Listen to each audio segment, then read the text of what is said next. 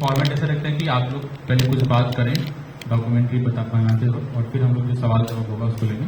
मैं चाहता हूँ कि पहले सुनिए अपनी बात।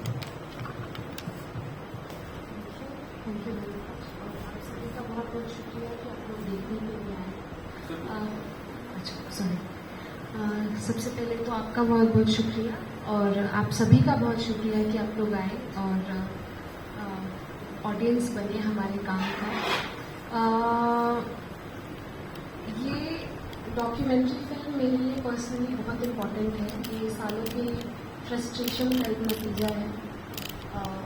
हमारे आगे आगे बहुत सारी घटनाएं घट रही हैं every day and in a way I used to feel very helpless. I still feel helpless on many days. लेकिन मैं थैंकफुल हूँ कि I'm a journalist. I at least had the opportunity कि मैं किसी न किसी तरीके से contribute कर सकती हूँ और ये फिल्म सिर्फ वही था, मेरे फ्रस्ट्रेशन का नतीजा था और this eagerness to contribute in whatever way possible और yeah, that's it. And आप सभी का शुक्रिया and ये एक गिल्ट है मन में कि एक वीडियो ही हम बना पाए, एक फिल्म ही अभी तक बना पाए हैं उमर पे, बट उनके साथ उनके अलावा बहुत सारे लोग हैं जो जेल में हैं without they do not deserve to be incarcerated but still they remain in jail. So although it's a story about one person, it's not about him, it's about everyone and our solidarity is with everyone and we hope that चीज़ें ठीक हो जल्दी से जल्दी and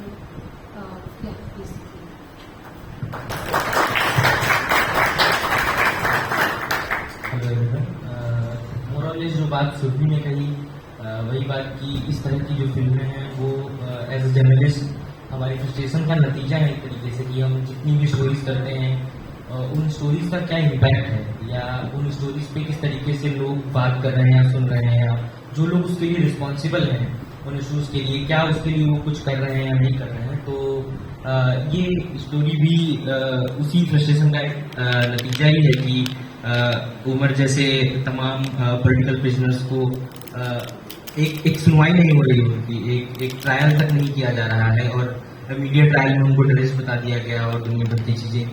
तो यही बात है कि ये डॉक्यूमेंट्री बनाई इसीलिए है हमने कि उन पॉलिटिकल प्रिजनर्स के बारे में एक बात हो सके, कम से कम उसके बारे में एक जो सवाल आपके मन में है या और खास करके मैं ये कहना चाहूँगा कि डॉक्यूमेंट्री उन लोगों के लिए है जो उमर जैसे लोगों से हेट करते हैं या उनके लिए उनके मन में नफरत है। मुझे लगता है कि डॉक्यूमेंट्री देखने के बाद बहुत सारे लोग उमर से जो नफरत करते हैं वो अपने आप से क्वेश्चन कर सकते हैं कि क्या वो जो नफरत उनसे कर रहे हैं वो सही है या वो नफरत उनके बीच भरी गई है मीडिया के द्वारा या बाकी सोशल मीडिया के थ्रू या जो भी उनकी पार्टनर दोनों बता रहे हैं कि अलग अलग मंचों से जब वो बात करते थे और उनके खिलाफ इस तरह के हेट प्रोपेगेंडा का इस्तेमाल किया जाता था। तो ये फिल्म बेसिकली उन लोगों के लिए है जो उनसे नफरत करते हैं और अगर वो ये फिल्म देखें तो शायद मुझे लगता है कि उनके बीच चेंज आ सकता है। जी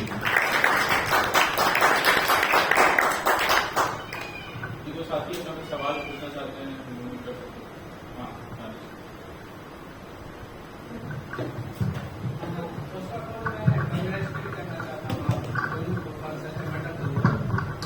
तो मैनी कंग्रेचुलेशन, क्योंकि जो हम देखते हैं आजकल जो जैसा कंटेंट प्रोड्यूस हो रहा है और जो हाथों हाथ लिया जा रहा है उसमें बहुत मुश्किल होता है to swim against the tide, धारा के खिलाफ जाके चीजें करना बहुत मुश्किल होता है। तो इसमें सिंस आप लोगों ने ये बताया कि it was kind of a vent to our frustration, but दो चीजें एक्चुअली जो मैं पूछना चाहता हूँ यहाँ पर आप लोगों से।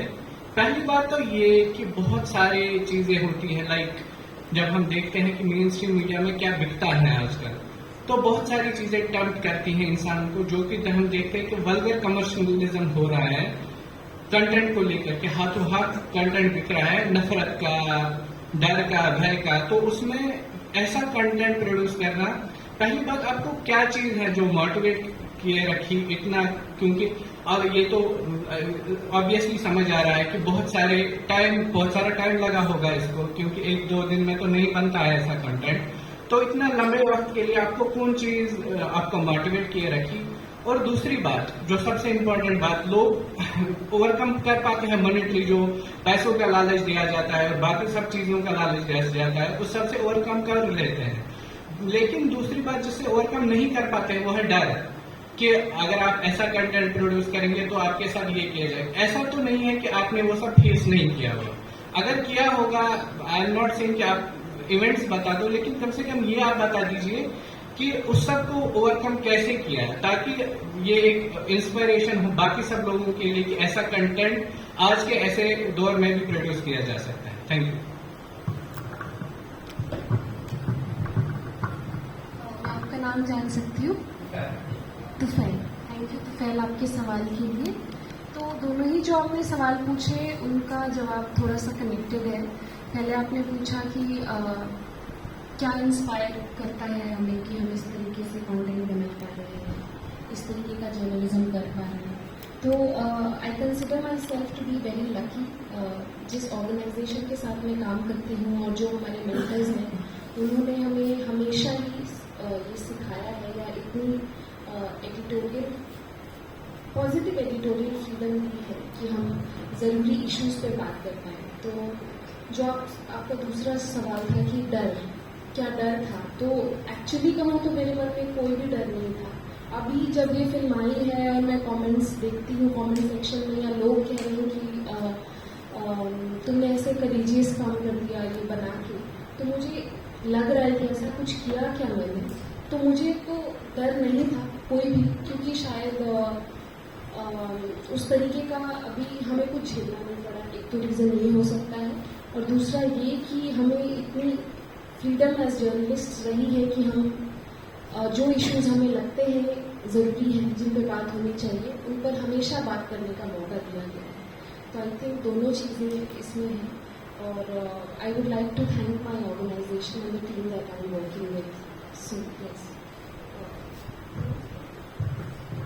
मतलब जो आप पूछ रहे हैं कि डर लगा कि नहीं, मुझे लगता है कि जब आप ऐसे आइडियाज़ के बारे में सोचते हैं, जब आपका पहला थॉट होता है कि हम ऐसी कोई डॉक्यूमेंट्री करेंगे, ऐसी कोई स्टोरी करेंगे, वो डर आपके अंदर नहीं होता है, तभी आप उस आइडिया के बारे में सोच पाते हैं। तो एज अ जर्नलिस्ट आपको तय करना होता है कि आप कहाँ खड़े रह के बात करना चाहते हैं। सबसे पहली बात तो ये, और दूसरा वो जो सुरभि ने कहा कि आपको एडिटोरियल फ्रीडम मिलना चाहिए। और कई बार ऐसा भी होता है कि आप एडिटोरियल फ्रीडम के लिए फाइट करते हैं। हमारा ऑर्गेनाइजेशन ऐसा है जो हमें उसकी फ्रीडम दे रहा है, बट एज अ जर्नलिस्ट आप अगर ऐसी जगह खड़े हैं जहाँ पे आपको फ्रीडम नहीं मिल रही है, तो मुझे लगता है कि वो जर्नलिज्म नहीं है। फिर आपको उससे आगे बढ़ के अपनी लाइन बदलनी पड़ेगी और आपको कहीं ऐसी जगह पे अपना आइडिया पेश करना पड़ेगा, या फिर आप ऐसी जगह खोजेंगे जहाँ पे उस आइडिया को जगह मिले और आप उसको बना पाए।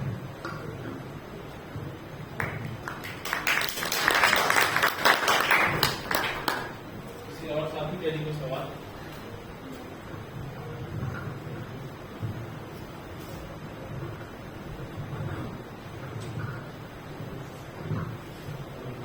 आपको गाइडेंस से जहाँ से आप ये डॉक्यूमेंट्री बनाए वहाँ से मैंने इंटर्नशिप ली है, तो बहुत देखकर अच्छा लगता है कि हम लोग बनने ना।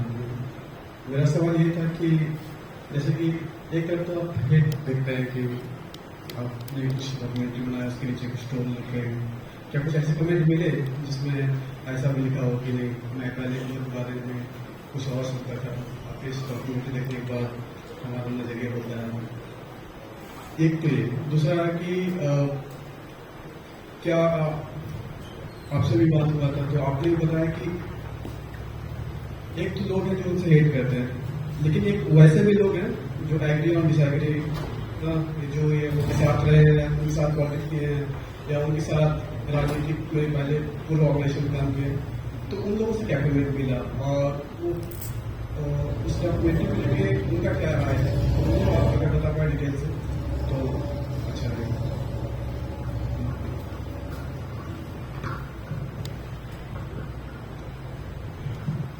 कमेंट सेक्शन खंगालना पड़ेगा तो इसमें देख पाएंगे पॉजिटिव नेगेटिव दोनों तरीके के कमेंट्स हैं, पर ऐसा कोई कमेंट है क्या जिसमें लोग कह रहे हैं कि मैं पहले कुछ और सोचता था, कुछ और सोचता हूँ? I am not too sure about that. तो ऐसा कुछ होगा तो मैं तुम्हें मैसेज करके बताऊंगी।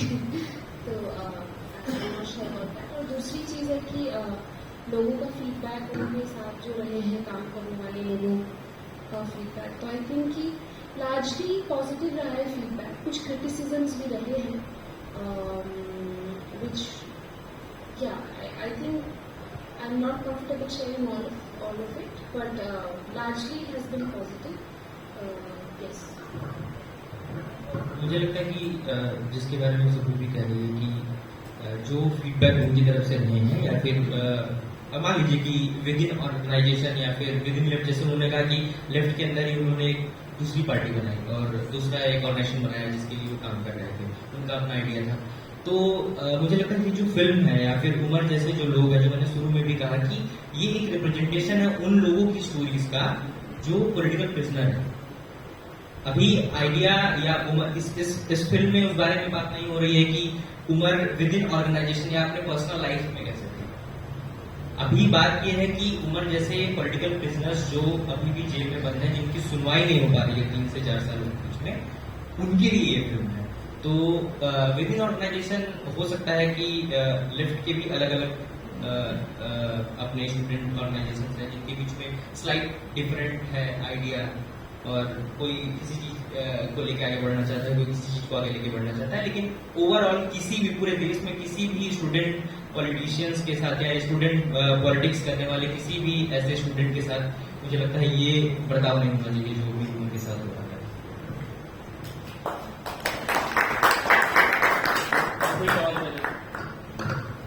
मेरा एक सवाल तो नहीं है, थोड़ा सा कमेंट है, उसमें सवाल जुड़ा हुआ है। पहली बात तो आपको बहुत बहुत बधाई। ऐसे दौर में जब सारी मीडिया जो है साष्टांग पड़ी हुई है सत्ता के चरण में, उस दौर में जो है आप ऐसे लोगों की आवाज़ बन रहे हैं जो एकदम हाशिए पे खड़ा है। मैंने आपका जो है काम पहला देखा था जो आपने माइंस पे किया था, मुझे नहीं लगता है कि शायद कभी मेन स्ट्रीम मीडिया वहाँ तक पहुँचेगी। इसके अलावा आपने कुछ दिन पहले ही एक साल्ट वाला पे जो उन्होंने काम किया है वो बहुत शानदार काम है आपका। मैं आपके काम को तब से फॉलो करना चाहता हूँ। इससे पहले मेरी मुलाकात थी आपसे, लेकिन मैं नहीं जानता था कि आप पत्रकार इतने अच्छे हैं। तो पहली बात बहुत आपको बधाई इस बात के लिए। और पत्रकारों को इस बार पहली मुलाकात में भरोसा नहीं है। हाँ, मुश्किल होता है इस दौर में, तो बहुत मुश्किल है। तो आपसे जो है बहुत उम्मीदें हैं आगे भी, और मैं चाहूँगा कि आप ऐसे काम करते रहें। पर मेरा बस इतना सवाल है कि क्या उमर खालिद के जो है आप मतलब जिन केसेस पे मतलब अभी भी वो जेल में है, मैं चाहूँगा कि आप उस पर काम करें थोड़ा सा, और उन चीज़ों को जो है आप बेहतर निकाल सकें।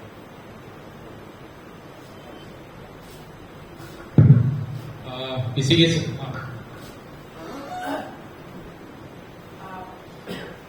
मेरा डॉक्यूमेंट्री बड़ा अच्छा था, आप लोगों ने जो बनाया पहले की बात ये कि जब कोई भी मूवमेंट होते हैं, जब किसी चीज को रोल बैक करते हैं तो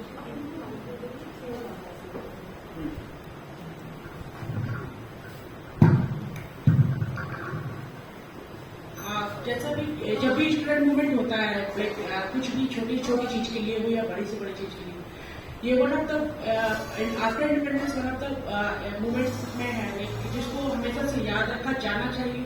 और इसलिए याद रखा जाना चाहिए क्योंकि देश की डेमोक्रेसी जो लग रहा था उस टाइम पर फ्रेगाइल हो चुकी है, उसको लाइक शाहीन बाग की महिलाएं हों, डिफरेंट यूनिवर्सिटीज के स्टूडेंट हों, उन लोगों ने उसको फिर से जिंदा रखा। और आप लोगों ने ये डॉक्यूमेंट्री बना के स्टूडेंट्स के जो दिमाग से और भी जो एक्टिविस्ट हैं जो ये सारी लाइन्स विस्मृत हो जा रही हैं, क्योंकि पॉलिटिक्स ऐसे ही काम करती है कि किन चीजों को याद रखना और किन चीजों को भुला देना है सोसाइटी के साथ और आते हुए समय के साथ। तो उस दिशा में आपका ये डॉक्यूमेंट्री जो बनाया जाना बहुत महत्वपूर्ण भूमिका निभाता है।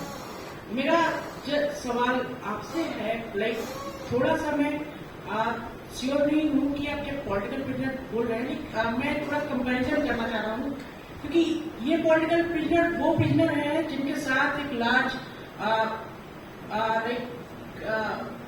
लोगों का सहमति नहीं जुड़ा है, ये बड़े ही एलिनेटेड है सोसाइटी से, इनके खिलाफ एक हेट है सोसाइटी में, इनके खिलाफ जो लोग लड़ रहे हैं उनको भी इन एवरीडे लाइफ उनको डिफरेंट टाइप के फेस करने पड़ रहे हैं। तो इन पॉलिटिकल प्रिजनर्स को किस तरह से आज के समय में देखा जाना चाहिए, इसके लेकर आई थिंक आप लोगों को थोड़ा क्लियरिफाई कर दे तो ज्यादा बेटर होगा।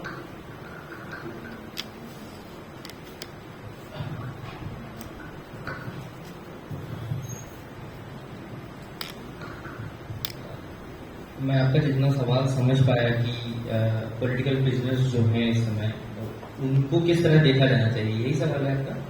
एक्चुअली ये ना वेरी बहुत डिफरेंट कॉलोनियल टाइम के पॉलिटिकल बिजनेस थे, क्योंकि उनके पास लोग थे जो एंटी राज के अगेंस्ट लड़ रहे थे, उनके पास पूरा लोग था जो उनके लिए सपोर्ट कर रहा था, प्रोटेस्ट कर रहा था, डिफरेंट प्लेसेस में गवर्नमेंट को प्रेशराइज कर रहा था कि उनके लिए कुछ बेहतर करे।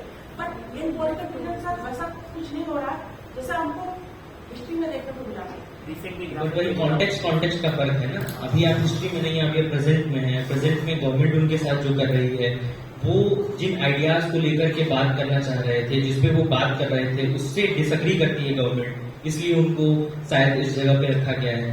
तो देखा किस तरीके से जाना चाहिए इसमें, तो मुझे ऐसा लगता है कि वो भी एक ह्यूमन बीइंग है। किसी भी इंसान को जिसको आप जेल में डाल रहे हैं, किसी भी शक के आधार पे, जैसा कि इस मामले में है, तो ये फिल्म एक्चुअली इसीलिए है। क्यों उमर के इस बारे में, इस फिल्म में क्यों इस बारे में बात की गई कि उमर इंडियन क्रिकेट में क्रिकेटर बनना चाहते थे।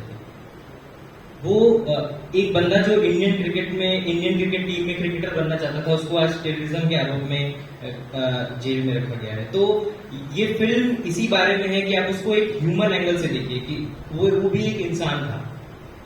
तो किसी भी सिर्फ पॉलिटिकल प्रिजनर के केस में नहीं, मुझे लगता है किसी भी इंसान को जिसको किसी भी शक के आधार पर जेल में डाला जा रहा है, उसको एक पहले इंसान के तौर पे देखा जाना चाहिए, बजाय इसके कि मीडिया ट्रायल और इन सब चीजों के थ्रू जो एक हेट आप तक पहुंचाया जा रहा है। जैसे कि उनकी पार्टनर ने भी इस फिल्म के बीच में इन्होंने कहा ना कि कुछ लोग जेएनयू के बाहर आकर ऐसे नारे लगाते थे कि उनको जला दो, उनको मार दो। बाद में वो लोग अपनी बात से पलट गए, लेकिन जो वीडियो क्लिप्स व्हाट्सएप के थ्रू लोगों के बीच पहुंचे होंगे, वो हेट तो आज तक बन रहा होगा शायद। तो जरूरी है कि इंसान की तरह देखा जाए, यही है इसका जवाब।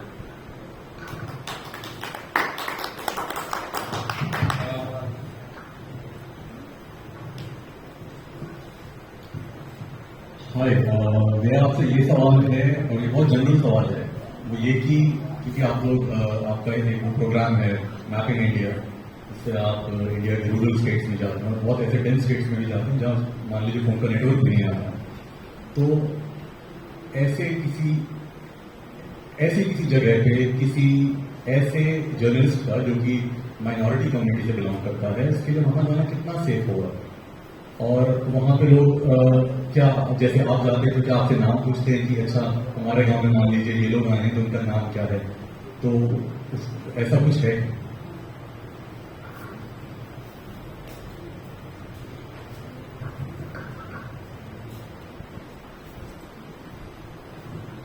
मेरा एक्सपीरियंस तो ऐसा नहीं रहा, और मैं माइनॉरिटी नहीं हूँ, तो ये भी एक कारण है। हो सकता है कि मेरा नाम सुनने के बाद आपको नॉर्मल लगता हो। बहुत ऐसे मतलब रिपोर्टिंग पे आपको इस तरह के, खास करके जब आप रूरल एरियाज में जाते हैं, तो आपको इस तरह के एक्सपीरियंस कम ही मिलेंगे जिसमें आपके साथ खराब करता हो। एक दो केस ये होंगे ऐसे जिसमें वो छोटे मोटे इंसिडेंट होंगे जिसमें लोगों को, जैसे मैं एक बार दंतेवाड़ा के लोहा गांव करके एक जगह थी, बहुत ही अंदर गया मैं, आयरन माइनिंग होती है वहां पे रिपोर्टिंग के लिए। तो वहां पे मुझसे पूछा गया कि आप लोग कौन हैं, और मुझे लगता है कि वो वाजिब भी है, वो जानना चाहते हैं कि अभी भी मीडिया का जो हाल है उस लिहाज से अगर वो आपसे पूछ रहे हैं तो मुझे लगता है हाँ। लेकिन आपने जो सवाल जोड़ा कि माइनॉरिटी के हिसाब से अगर आपसे कोई पूछ रहा है और उससे उनको दिक्कत होती है, नहीं, मुझे लगता है कि वो अगर ऐसा कोई बंदा वो वही बता सकता है बेहतर, क्योंकि मैं तो वो महसूस ही नहीं कर सकता ना। मतलब आपका प्रश्न मुझे सोचने को बहुत मजबूर कर रहा है कि क्या हो सकता है। और ऐसा मैं नहीं कहूँगी कि चीज़ें सेम होंगी जैसी शायद हमारे लिए। तो I think about it, I think things might be different, yes. So because as you said, I do not belong to a minority community, so I would never face anything like that. But as I explained, yes, in today's scenario specially, क्योंकि हम जब जिनसे हमें interview करने जाना होता है, चाहे जिस भी जगह जा रहे हैं, तो पहले उनसे बात करते हैं, उनको बताते हैं कि हमारा नाम ये है वो है। तो पहले ही वो जो भी उनके मन के जो प्रेजुडिसेस है कहीं ना कहीं वो ब्रेक हो जाते होंगे या तो रहते होंगे। तो उस लेवल पे ये एक अच्छा एक्सपेरिमेंट है जो हमें करके देखना चाहिए आई फील। बट इसका कोई जवाब अभी है नहीं। बट इन प्रेजेंस अगर पर ऐसा हुआ है कि वी गॉन टू, जैसे नो में अभी जो रिसेंटली जो वायलेंस हुआ था, तो we from majority community we have travel to families who belong to minorities, और हमें कुछ नहीं फेस करना पड़ा। Things are been very positive for us, तो ये तो डेफिनेटली है। बट रिवर्स में कैसा हो कह नहीं सकते।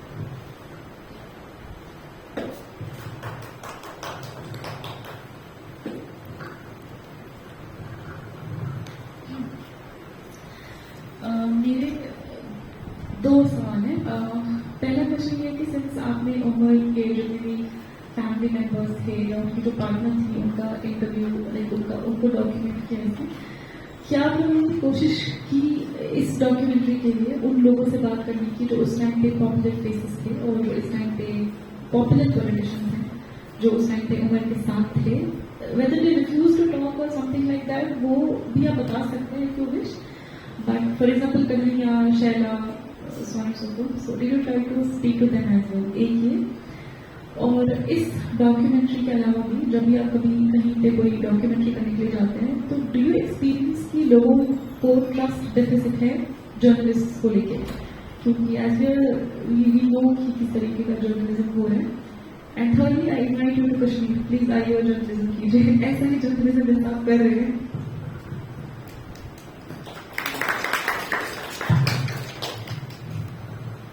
थैंक यू सो मच आपका नाम Zainab. Thank you Zainab. Sorry मैं थोड़ा सा डिसोरिएंट हूँ। आपका पहला सवाल क्या था? हाँ, कन्हैया और शैला।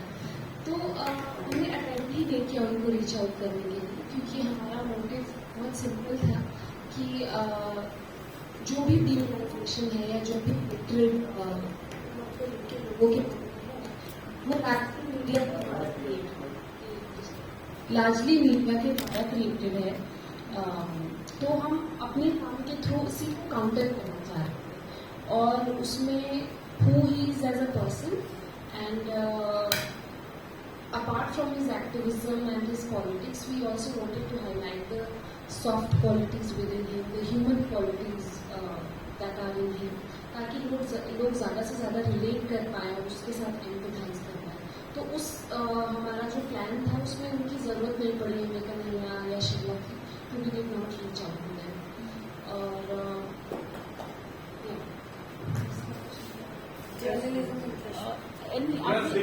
अच्छा, ट्रस्ट, यस।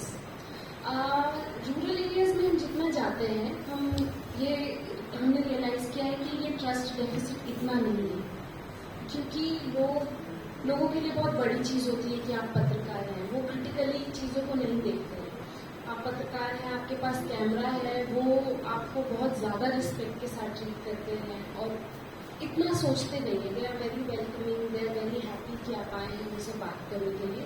तो ट्रस्ट डेफिसिट वैसा नहीं है। लेकिन अगर हाँ, जैसे अभी हम रिसेंटली मणिपुर गए थे, तो मणिपुर में हम एक रिलीफ कैंप में हमने कुछ लोगों से बात की, तो उनका कहना था कि बहुत सारे मीडिया चैनल्स आए, रिपोर्ट करके चले गए, हमारे साथ कुछ नहीं हुआ, हमारा क्या भला हुआ।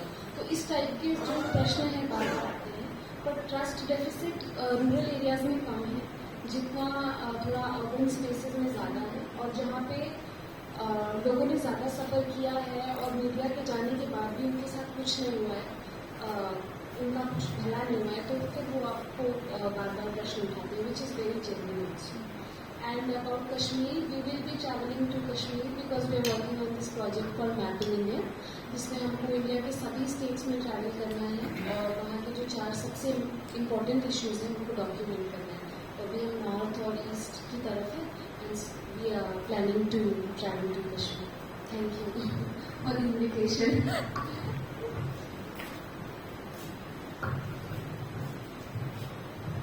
मेरा सवाल थोड़ा और क्रिएटिव था.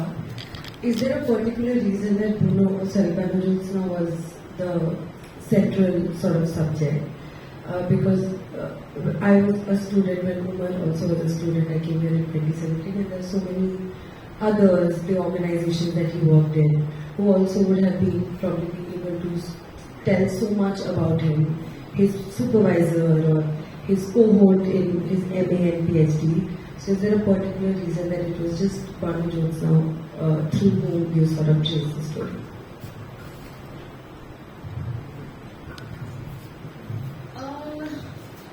Two reasons. First, Banu Jyotsna had spoken already.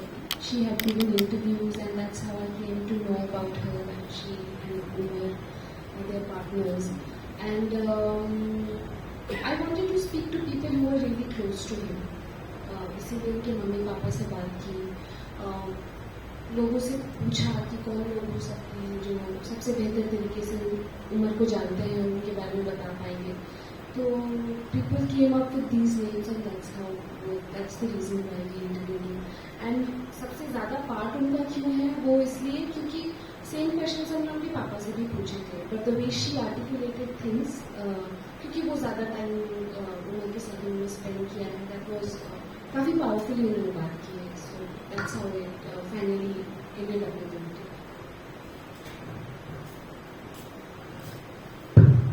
और मुझे कोई सवाल?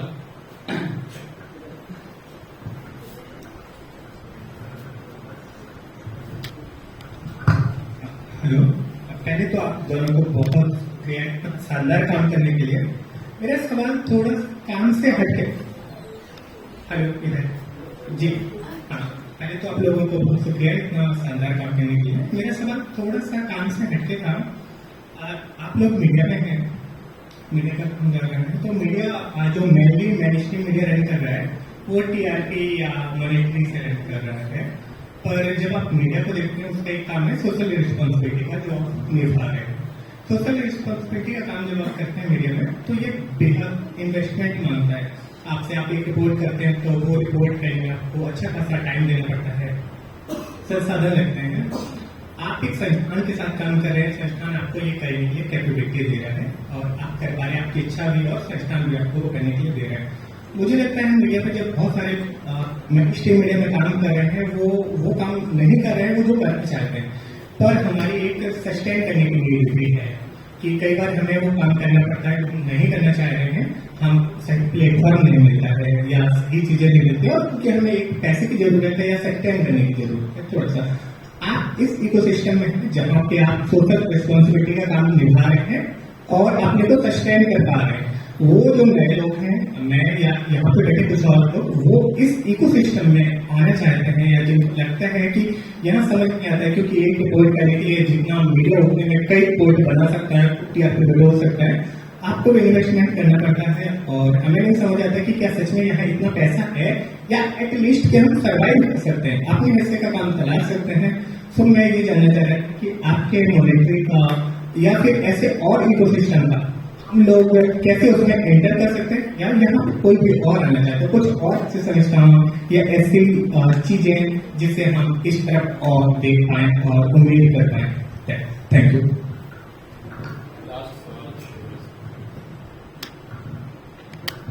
सेम ही सवाल था लेकिन थोड़ा सा ये था कि लोग ज़्यादातर इस तरीके की चीज़ें कवर नहीं करते हैं इसमें जो देखते हैं. तो जब आप लोगों का जो संस्थान है न्यूज़ एशिया, तो मतलब आप लोग क्या इंस्पायर करता है और मतलब जर्नलिस्टों से ऐसे सवाल कभी किए नहीं लेकिन क्या इंस्पायर करता है जो आप इस तरीके के कंटेंट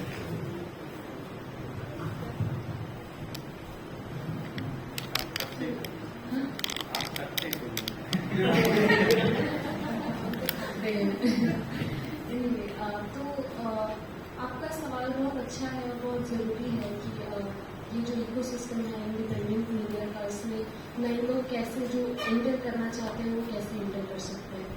तो दो चीज़ें हैं इसमें. पहले तो इंडिपेंडेंट मीडिया प्लेटफॉर्म्स एक तो अभी वो मेन स्ट्रीम नहीं है, वो साइड मेन स्ट्रीम मीडिया है और फिर इंडिपेंडेंट मीडिया है, और इंडिपेंडेंट मीडिया भी मेन स्ट्रीम नहीं है, उसको भी समय लगेगा कि वो उभर पाए। और काफ़ी कम तो मैं नहीं बोलूँगी, काफ़ी सारे हैं, लेकिन सबके अपने लिमिटेशंस हैं, फाइनेंशियल क्रंचेस हैं। जैसे हमारा जो ऑर्गेनाइजेशन है, हम लोग 10 लोगों की टीम है, वैसे ही कोई 10-15 लोगों की टीम है, कोई 20 लोगों की टीम है, हो सकता है कोई 25-30 लोगों की टीम हो, पर बड़ी टीम होना अभी मुश्किल है क्योंकि वैसा इकोसिस्टम नहीं है, फाइनेंसेस नहीं है, बहुत सारी चीज़ें हैं। तो सबसे पहले तो अगर आपको जाना है तो आपको फुली श्योर होना चाहिए कि आप जाना चाहते हैं और पूरा प्रयास करना चाहिए, है ना। अगर आपको दवायत के साथ काम करना है, फॉर एग्जाम्पल आपको कैरावान के साथ काम करना है, आपको म्यूजिक एशिया के साथ काम करना है, तो आप उनको लगातार अप्रोच करिए, आप बताइए और उनको कन्विंस करिए कि आप क्यों सूटेबल कैंडिडेट हो और आप क्यों इंडिपेंडेंट जर्नलिस्ट बनना चाहते हैं या अच्छा जर्नलिज्म करना चाहते हैं। तो अगर आप कन्विंस कर पाएंगे तो आपके लिए हमेशा स्पेस है। हमारे ऑर्गेनाइजेशन के लिए पर्टिकुलरली मैं बात करूँ तो क्योंकि हमारा काम थोड़ा अलग है, थोड़ा अलग टाइप के स्किल्स रिक्वायर्ड है इसमें, तो उसके लिए हम लोग इजीली थोड़ा हायरिंग नहीं करते हैं। हम कोशिश करते हैं कि एक बेसिक ट्रेनिंग लोगों को मिल जाए, फिर वो एक सेट ऑफ पीपल होते हैं जिनमें से फिर हम हायर करते हैं। तो हमारी एक अकेडमी है जिसमें हम ट्रेनिंग प्रोग्राम्स कराते हैं। Once you undergo those trainings, फिर हम ऐसा मानते हैं कि आपको एक बेसिक अंडरस्टैंडिंग है हमारी फिलॉसफी और हमारा जो वर्क एथिक्स और कल्चर है, हम सबका फिर हमारे लिए फिल्टर इन करना आसान होता है। तो अकेडमी के थ्रू जाना, और फिर ऑल्दो क्योंकि हमारा भी बहुत फाइनेंशियल इश्यूज हैं तो इतना ऐसा नहीं है कि हम इजीली हायर कर लेते हैं, but you can always contact us, ask us, tell us कि you want to be a part of the team and you are passionate about issues and things that you believe in. तो that is one. और जो आपने पूछा कि क्या हमें inspire करता है, ये सवाल थोड़ा सा सोचने को फिर से मुझे मजबूर कर रहा है कि क्या इंस्पायर करता है। तो आई थिंक जिन चीज़ों में हम विश्वास करते हैं एज ह्यूमन बीइंग्स, वही चीज़ें अल्टीमेटली आपको परेशान करती है जब आप चीज़ें देखते हैं, या फिर आपको खुश करती है। अगर कुछ अच्छा हो रहा है तो आप किन चीज़ों को लेकर खुश होते हैं या किन चीज़ों पर दुखी होते हैं, वो आप क्या हो भीतर से, उस पर आपको डिपेंड करता है। तो मेरे हिसाब से कि जिन चीज़ों में मैं विश्वास रखती हूँ और मजबूती से विश्वास रखती हूँ और मुझे पता है कि वो गलत नहीं है, वो सही है, वही इंस्पायर है। आपके सवाल का जवाब कि क्या इंस्पायर करता है, तो इसका मेरे हिसाब से बहुत सिंपल जवाब है कि जर्नलिज्म करना। अगर आपको जर्नलिज्म करना है तो आप ऐसे आइडियाज़ के बारे में सोचते रहेंगे। जिस दिन आपको जर्नलिज्म करने का मन नहीं होगा उस दिन आप ऐसे आइडियाज़ के बारे में सोचना छोड़ देंगे। सिंपल है बहुत होगा कि आप जर्नलिज्म करना चाहते हैं, वही आपको इंस्पायर करता है। उसका आपका जो सवाल है कि कैसे ऐसे स्पेसेस में एंटर किया जाए, तो एज अ जर्नलिस्ट या एज अ बर्डिंग जर्नलिस्ट भी आपको कई बार कुछ छोड़ना भी होगा। आपको लगेगा कि मुझे इस जगह बहुत अच्छे पैसे मिल रहे हैं और उस दूसरी जगह पे जर्नलिज्म हो रहा है जहाँ थोड़े कम पैसे मिल रहे हैं, या वो हमें वो सिक्योरिटीज नहीं दे पा रहे हैं जो ये ऑर्गेनाइजेशन दे रहा है, या यहाँ पे जहाँ पैसे मिल रहे हैं वो मिल रहा है। तो आप उसको छोड़िए और उस तरफ जाइए और अपने आइडियाज के बारे में श्योर रहिए, वो स्किल्स बनाइए। कई बार बहुत सारे ऐसे ऑर्गेनाइजेशन हैं जो हमें रीच आउट करते हैं, हमारे आसपास के लोगों को रीच आउट करते हैं कि हमें ऐसा कैंडिडेट चाहिए जो ये काम कर सके, पर नहीं मिलते हैं लोग हमारे आसपास जिनको हम रिकमेंड कर सकें, जितनी हमारी कैपेसिटी है, जिनको हम जानते हैं। तो हमें ऐसे स्किल्स बनाने चाहिए और सबसे इम्पोर्टेंट कि आपको कई बार कुछ छोड़ना भी होगा। हर बार आपको, जैसे पैसे के बारे में आपने कहा, बिल्कुल सस्टेन करने के लिए आपको पैसा चाहिए, लेकिन कितना चाहिए, आप कितना पैसा चाहते हैं सस्टेन करने के लिए, वो भी एक सवाल है। तो वही है इसका एक सवाल।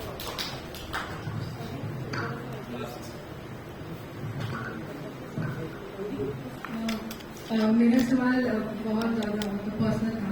जैसे जब मैं घर देने नहीं आई थी तो मुझे लगता था कि ऐसी मतलब डॉक्यूमेंट्रीज कहाँ होती होंगी जिसमें मतलब बहुत ग्राउंडेड रिपोर्ट्स होती होंगी, जहाँ पे लोगों को पर्सनली इंटरव्यू करते होंगे। जितने भी हमने इंटरव्यूज वगैरह देखी टीवी में, वो बहुत ज़्यादा ऐसा लगता है जैसे मूवीज में दिखाते हैं, वो बहुत बड़े बड़े शूट्स, बड़ा बड़ा सेटअप, तो ऐसे जिसमें बहुत कम बजट होता है, बिल्कुल रॉ, ऐसा कहाँ मिलता होगा? मुझे लगता है ऐसे होते ही नहीं है। पर JNU आई तो इसकी वजह से ये मीडियम था जो मुझे इतने अच्छे अच्छे डॉक्यूमेंट्री मतलब बहुत फॉर्चुनेटली देखने को मिले। लेकिन मेरे घर तरफ शायद इक्के दुक्के भी लोग नहीं होंगे जिन्हें इन डॉक्यूमेंट्रीज के बारे में पता, मतलब इसका रीच बहुत कम है, बहुत ही।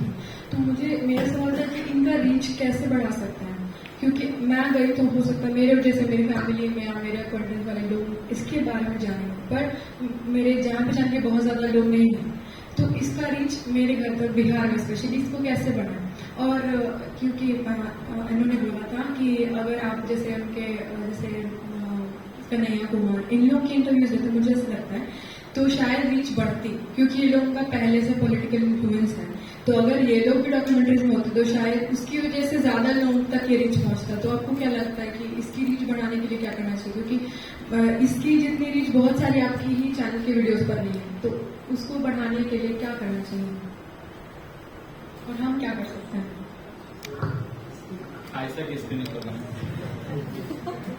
ये तो हमारे पूरे ऑर्गेनाइजेशन का स्ट्रगल है और हम हर रोज इसके बारे में चर्चा करते हैं और कोशिश कर रहे हैं जवाब तलाशने की, पर मुश्किल है चीज़ें। जैसे अगर आपने सही बोला कि जो हमारी बाकी वीडियोस हैं उस पर तो इतने भी व्यूज़ नहीं हैं, पर क्या वो वर्थ वाइल नहीं है? बिल्कुल ऐसा नहीं है, they are very worthwhile, but हम कैसे पहुंचाएं लोगों तक हमें नहीं पता। हम पैसे देके प्रमोट कर सकते हैं, पर कितना वो रियल ऑडियंसेस तक पहुंच रहा है, जिन तक ऑर्गेनिकली पहुंचना चाहिए, जो लोग केयर करें उस इशू के बारे में, वो पहुंच पाएगा कि नहीं हमें पता नहीं। तो कैसे पहुंचाने का वही है, या तो आप YouTube पे अगर कोई चीज़ डाल रहे हो तो फिर YouTube एक्सपेक्ट्स कि आप उसको पैसे दो, तो फिर वो आगे पहुंचाएगा। तो ये कॉन्स्टेंट स्ट्रगल है। इवन ऑन सोशल मीडिया की कुछ भी है तो आपको प्रमोट करना पड़ रहा है, क्योंकि अब पहले जैसा नहीं है सब कुछ सोशल मीडिया। पहले आप सोशल मीडिया पे डाल रहे हो, फिर आप YouTube पे पहुंचा रहे हो या अपनी वेबसाइट पे पहुंचा रहे हो। तो इसका जवाब मेरे पास तो नहीं है। एंड डॉक्यूमेंट्री सीन्स में actually it is very very difficult, और हम सो मच सो कि हमको कभी कभी लगता है कि हम अच्छी चीज़ें कर रहे हैं, पर जब लोगों तक नहीं पहुंच रही है तो उसका क्या मतलब? इस हद तक हम कभी डिसहार्टन भी हो जाते हैं। पर ठीक है, हम अपना काम कर रहे हैं, जब तक कर सकते हैं तब तक कर रहे हैं। फिर देखिए डिस्ट्रीब्यूशन का जो पूरा सिस्टम है वो चेंज हो गया है। पहले डिस्ट्रीब्यूशन का एक सिस्टम था कि आप टीवी पे डॉक्यूमेंट्री देख रहे हैं, आप अखबार में लंबे लंबे ओपिनियन पीसेस पढ़ रहे हैं, पर अभी सिस्टम चेंज हो चुका है पूरा। और अभी अगर आपको रीच, जैसे आपने कहा, तो एज ऑर्गेनाइजेशन हम यहीं पे लैग कर रहे हैं कि रिसोर्स नहीं होते। आपको इंस्टाग्राम पे अगर ट्रेलर डालना है तो आप उसको पैसे दीजिए, पैसे देंगे तो वो रीच बढ़ाएगा। यूट्यूब पे आपको वीडियो डालना है तो आप पैसे दीजिए, वो उसका रीच बढ़ाएगा। दूसरा इसमें इंपॉर्टेंट चीज ये है कि इस तरह की इशूज या इस तरह की डॉक्यूमेंट्रीज की रीच तब बढ़ सकती है जब जो मेन स्ट्रीम है वो उसको कवर करना शुरू करे। अल्टरनेट मीडिया क्यों सारी बातें लोगों तक नहीं पहुंचा पा रहा है? जैसे आपने कहा कि बिहार के गांव में कैसे ये चीज पहुंचेगी। मैंने बिहार से ही एक स्टोरी की थी मुसहर कम्युनिटी के ऊपर। वो स्टोरी उस कम्युनिटी तक पहुंच पाई सिर्फ उसी कम्युनिटी तक जिसकी मैंने स्टोरी की थी, जिस टोले में मैंने वो स्टोरी की उसी स्टोरी तक पहुंच पाई। लेकिन बाकी जगहों तक क्यों नहीं पहुंच पाई? उसी बिहार में दुनिया भर के ऐसे मुसहर टोले हैं जहां वो स्टोरी नहीं पहुंच पाए, क्योंकि रिसोर्स नहीं है हमारे पास उतने। तो रिसोर्स ही एक जरिया है, और वो रिसोर्स मेन स्ट्रीम मीडिया के पास है। मेन स्ट्रीम मीडिया इस तरह की स्टोरीज को स्पेस देना शुरू करेगा, अपने जर्नलिस्ट से ऐसी स्टोरीज करवाना शुरू करेगा, तो ये सारे मुद्दे वहां तक पहुंचेंगे। इसमें एक चीज और इम्पोर्टेंट है कि क्या हम लोग किस तरह के मुद्दों में इंटरेस्टेड हैं। कल ही मैंने एक स्टोरी पब्लिश की है जो सॉल्ट इंडस्ट्री के बारे में है। जो नमक हम 25 से 30 रुपए किलो खरीद रहे हैं पैकेट का, वो जो नमक बना रहा है किसान, वो 25 से 30 पैसे में बेच ले रहा है। 25 से 30 पैसे से लेके मैक्सिमम उसका प्राइस 90 पैसे किलो जा रहा है, और वो हमें 30 रुपए किलो में मिल रहा है। तो क्या हम इस तरह के इशूज में इंटरेस्टेड हैं, ये भी एक सवाल है। उमर की स्टोरी पे हमारी, अगर आप वेबसाइट पे जाएंगे तो या यूट्यूब चैनल पे जाएंगे उमर की स्टोरी को 50K व्यूज के आसपास अभी वो स्टोरी पहुंची है, और बाकी स्टोरीज आप देखेंगे तो उनकी व्यूअरशिप उतनी नहीं है। उसका भी एक कारण है कि उमर की स्टोरी या उमर एक कंट्रोवर्शियल कैरेक्टर बन गए हैं तो लोग उनके बारे में जानना चाहते हैं, सुनना चाहते हैं, लेकिन वो इशूज जो उतने कंट्रोवर्शियल आपको नहीं लगते हैं, जैसे गरीबी, जैसे कि लोहा गांव में छत्तीसगढ़ के दंतेवाड़ा में कहीं एक जगह पे नदी का पूरा पानी लाल हो गया है, बट वो स्टोरी किसकी है? वो स्टोरी है एक आदिवासी की, जिसके बारे में लोग जानना नहीं चाहते, लोगों को इम्पोर्टेंट ही नहीं लगता है। तो वो भी है कि एक हमारा माइंडसेट क्या है वो चेंज होना पड़ेगा, और दूसरा कि जब तक मेन स्ट्रीम नहीं करेगा मुझे नहीं लगता कि उतना रिसोर्स अल्टरनेट मीडिया के पास है कि वो पहुंचा पाए इतने ग्राउंड लेवल की स्टोरी।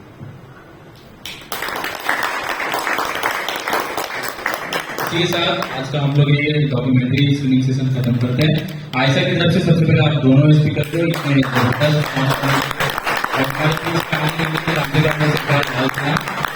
आपको भी साथी को लगातार हमारे बीच बने हैं उमर के संघर्षों में, और उसके संघर्षों को तमाम पॉलिटिकल प्रिजनर्स जो जेलों की सलाखों में बंद है उनकी लड़ाई को लड़ना है। और ये चुनाव का भी माहौल चल रहा है, हमारी जिम्मेदारी बनती है कि लोगों के बीच में जाए और बताएं कैसे इस फासिस्ट बीजेपी सरकार को खत्म करके निस्तनाबूद करने की जरूरत है, और इसकी लड़ाई को लड़नी है। इसकी लड़ाई को हम लोग लगातार लड़ते रहेंगे तमाम माध्यमों से। आपको यहाँ पे आने के लिए बहुत बहुत शुक्रिया और इंतजार जिंदाबाद।